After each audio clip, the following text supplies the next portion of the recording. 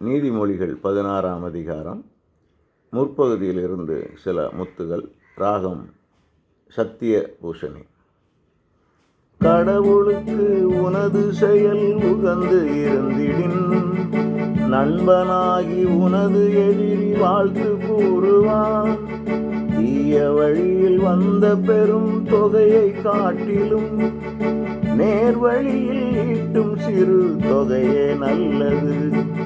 கடவுளுக்கு உனது செயல் உகந்து இருந்திடின், நண்பனாகி உனது எதிரி வாழ்த்து கூறுவான்.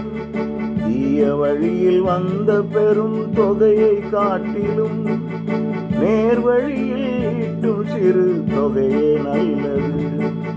மனிதர்கள் தம் எண்ணப்படி எதையும் விரும்பலாம், முடிவுகளை வகுப்பதெல்லாம் இறைவன் மட்டுமே.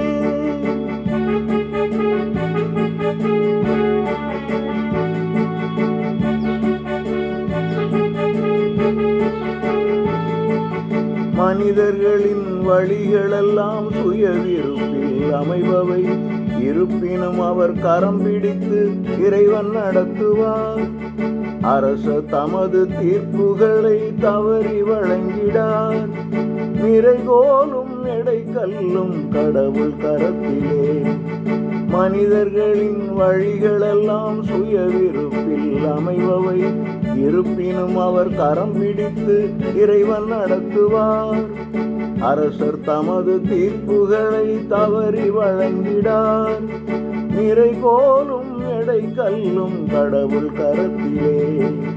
மனிதர்கள் தம் எண்ணப்படி எதையும் விரும்பலாம், முடிவுகளை வகுப்பதெல்லாம் இறைவன் மட்டுமே.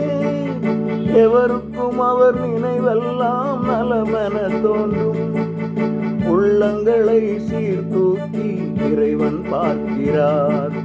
மனிதர்கள் தம் எண்ணப்படி எதையும் விரும்பலாம், முடிவுகளை வகுப்பதெல்லாம் இறைவன் மட்டுமே.